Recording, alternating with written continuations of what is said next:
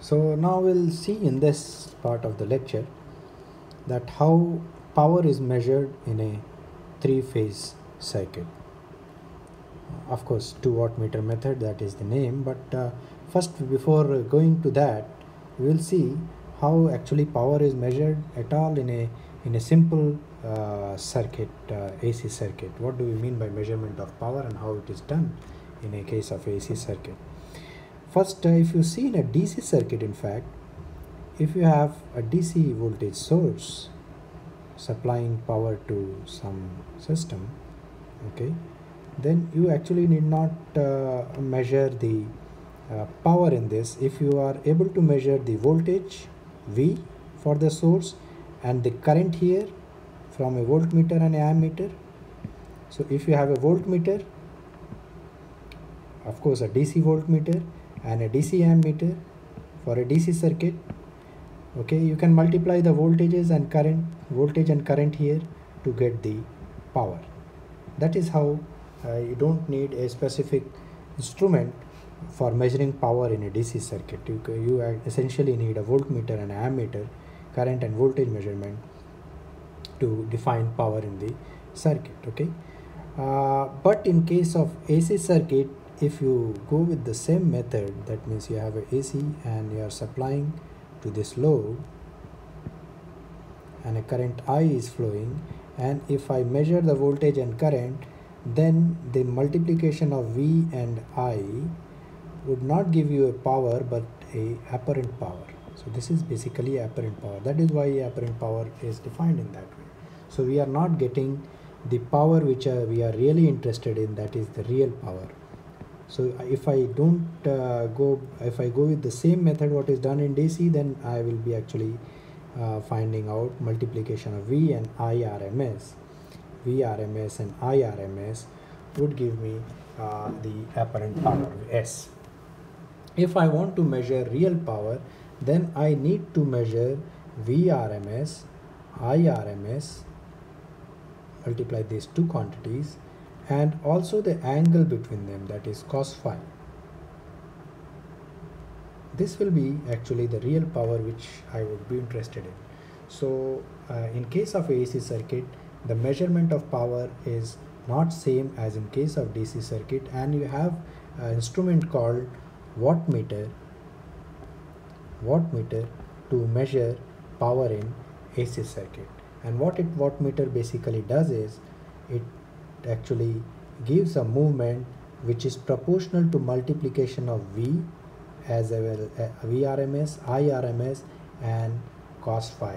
So the movement of wattmeter is basically multiplication of three quantities, and that gives you a real power in a AC circuit.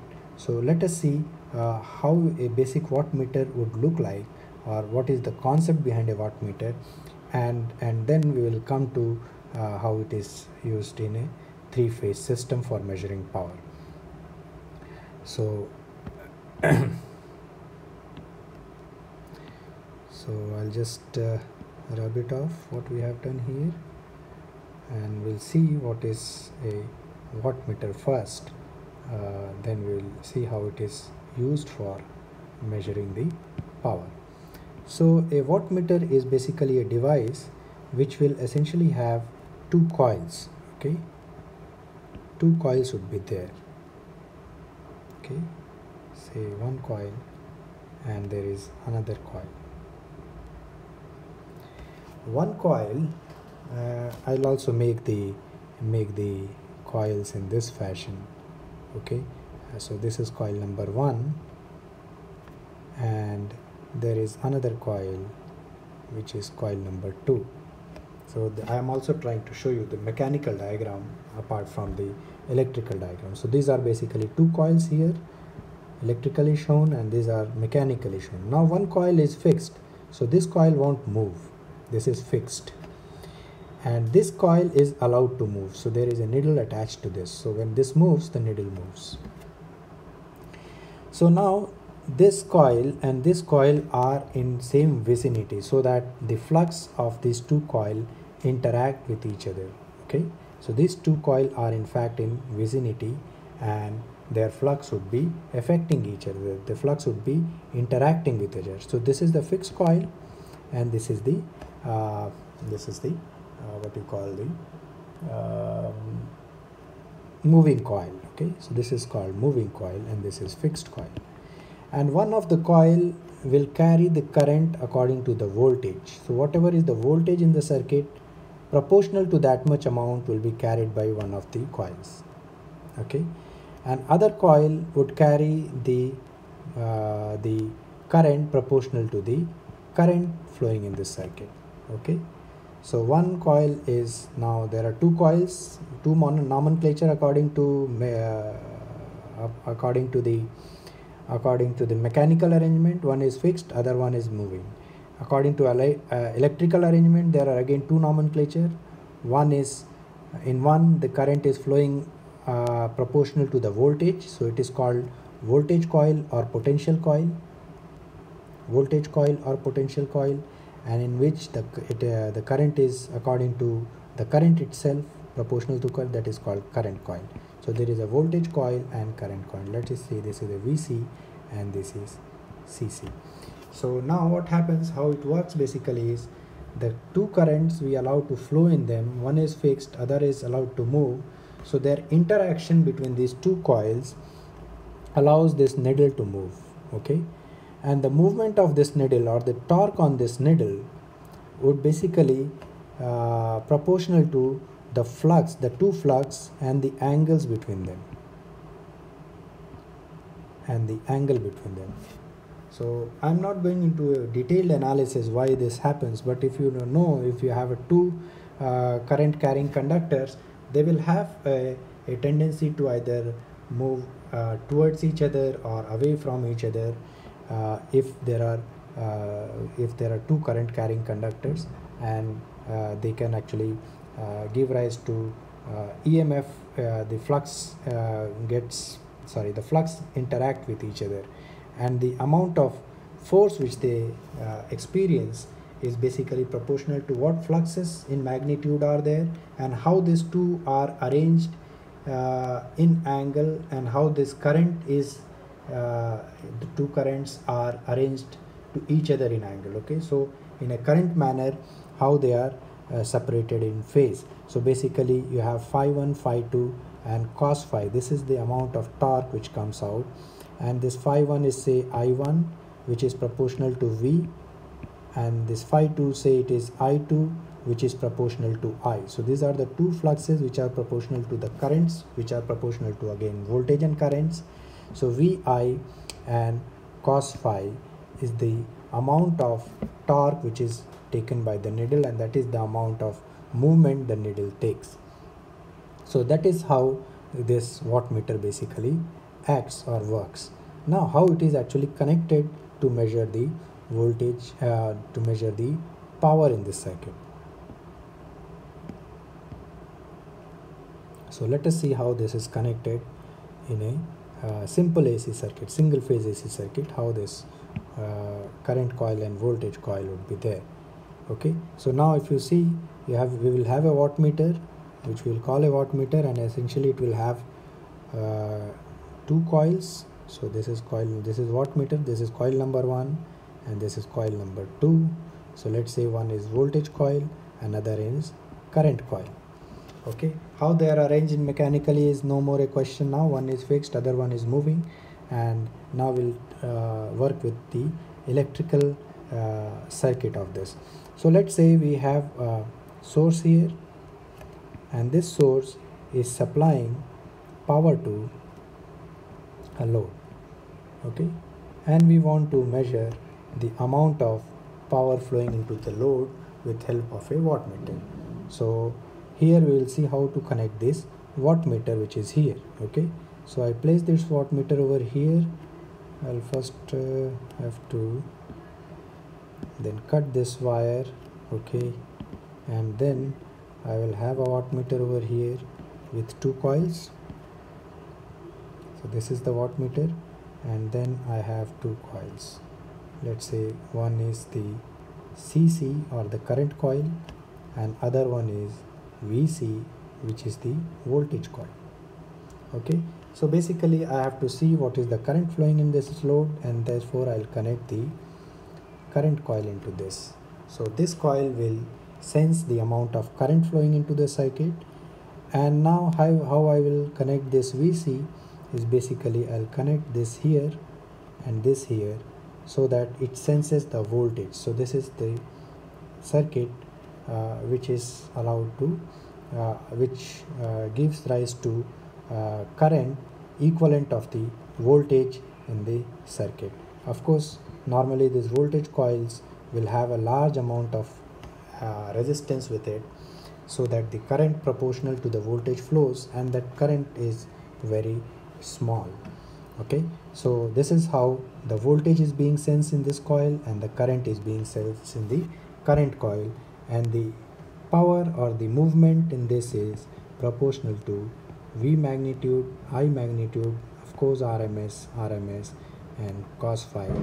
So this is how we measure power in using a wattmeter. So this voltage coil is in fact inherently having a high voltage. Otherwise, if it is simply a coil and if you connect across a source, then of course there would be a problem. So there is a very high resistance connected with the voltage coil. It is internally arranged inside the wattmeter itself, whereas the current coil will have a very low resistance, so that it doesn't give any effective impedance in series to the load. So it is essentially having zero impedance. This coil is of a fat wire, so hardly any resistance. So that is how the wattmeter is connected for measuring the power. Okay, in a simple single phase circuit. Now let us see how to measure power in a three-phase circuit. Three-phase circuit. Okay, so three voltages would be there. So here if you see, there are three voltages here, and we also understand that that this three voltages, if I want to actually calculate the power, then if you have three voltages here, let's say like this, then if I take the voltages individually and try to calculate the power, that means whatever is the power in this particular impedance absorbed by this particular impedance, whatever is the power absorbed by this particular impedance, and this one, I just have to add these three powers to get the total power. That is the simple way to measure the power in these three impedances, or you can say in this three-phase load. Now if I want to measure power in one of the loads Z, then I should apply I should connect a voltage, I should connect a wattmeter which can measure the voltage across this load and the current. So this is the current coil, and if I want to know, this is the voltage coil. So I connect whatever is the voltage between this and this. So I know the voltage between this, my one of the coil actually measures the voltage here, and one of the coils which measure the current, and this will give me VI cos phi for this particular phase or this particular leg. A similar kind of arrangement I can do for the other phase. Okay, so I'll require 3 wattmeters here for measuring the current and voltages, and subsequently the power in the 3 phases. Okay, so in fact, if I want to measure 3-phase power in a 3-phase circuit, then if I go by measuring each phase, one phase at a time, and add those powers to give you the 3-phase power, then I require 3 wattmeters. Each wattmeter measuring the voltage across each load, each leg. Okay, and each of the voltages being measured, current in each of the legs is measured by the current coil. So in this way I'll need 3 wattmeters. But there is a catch here, interesting catch here, but that you can of course use 3 wattmeters to measure 3-phase power. There is no problem. Okay, that method is particularly quite suited. There is no problem at all. But what this says is you can also use only 2 wattmeters to measure the 3-phase power. What is the concept behind it? How it happens actually? We will see it here, and then we will talk about this particular 2 wattmeter method. So if you have this 3, let's say I am connecting 3 wattmeters instead of 2, what is shown here. So 2 are already shown. I'll show you the third one. But the wattmeters has to be connected slightly in a different way. So this is okay. This is measuring the current in phase A, and this I have to put it here. Okay, so this is now cut, and this is the first wattmeter which is measuring current and voltage. Similarly, this is the second wattmeter. This is the current coil, and this is the VC, the voltage coil, which is measuring the voltage here. Okay, so this is also cut from here. So this wire is not there. So this is measuring now, this voltage coil is measuring the voltage across this, and the current coil is measuring whatever this, the current flowing into it. And similarly, then I'll have to place a third wattmeter here, which will measure the current in phase B, and a coil here, voltage coil here,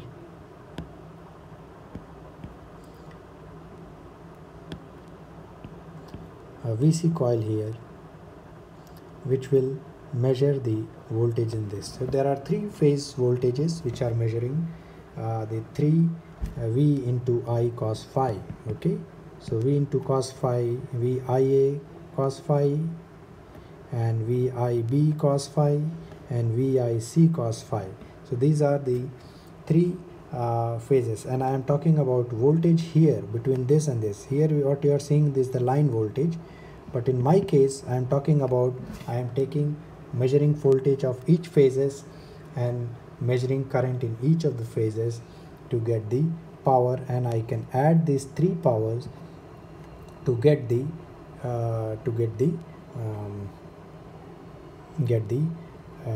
full that is full power, that is whatever is the full power. I can add P1, P2 and P3 in each one of them. Now what actually happens here is, if you see these 3 points over here, all these 3 points are connected together. Okay, and if I want to write instantaneous power in each one of them, okay, instantaneous power in each one of them, then I can write it as V. Let's say this is voltage A, this V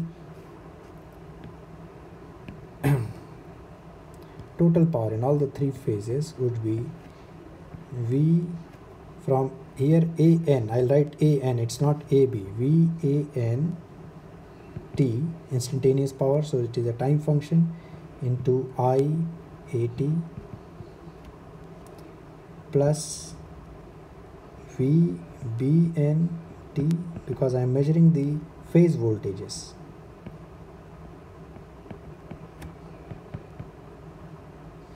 VCN to IT is equal to power PT. Okay, all these 3 are basically this, but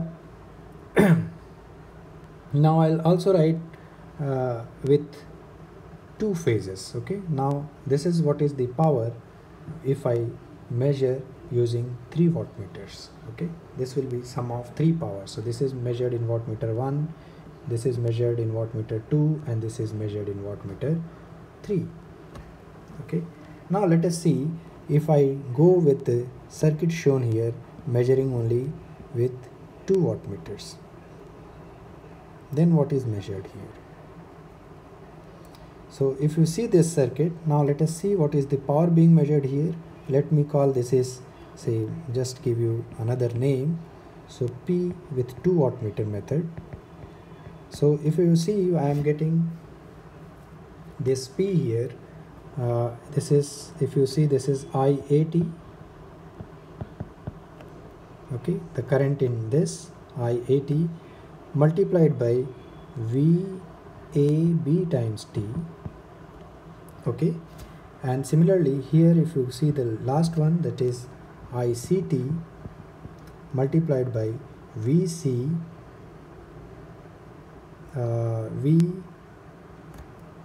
this voltage is basically VCB, okay, VCB, yes, VCB times T. This is the power P2 being measured by the 2 wattmeter method. If I expand this expression, then I get IAT, and VAPT is basically VANT minus VBNT. This we have already discussed earlier. Similarly, this is VICT into VCNT minus VBNT. VBNT. So this we have already seen, and now you can do some calculation. So if you see, this is IAN, if I see P to T is equal to IAT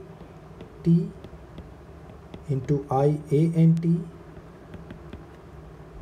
okay, ICT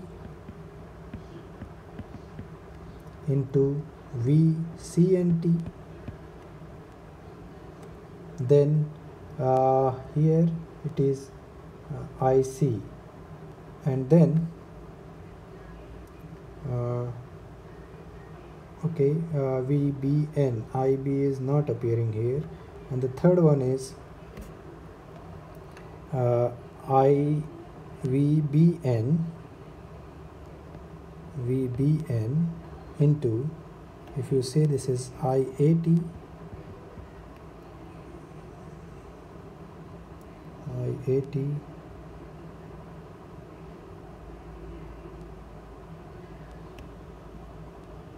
VBN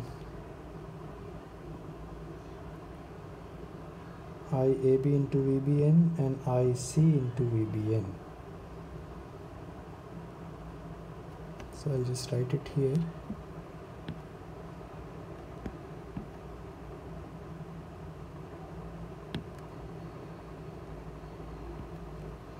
So IAT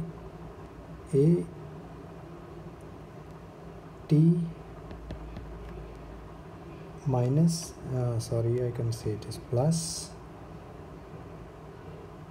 this is minus here, IA plus IB minus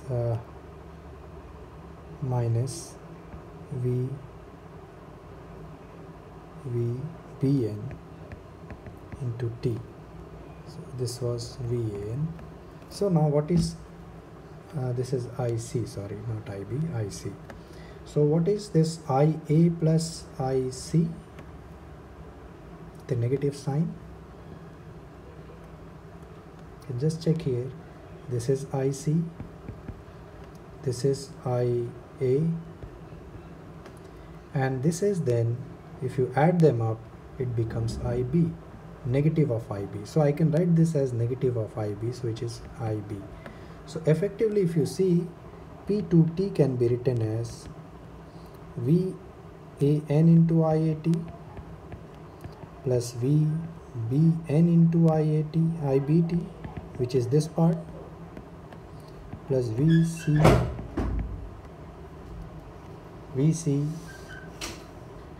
into ICT, and this is exactly the same as with the 3-phase wattmeter.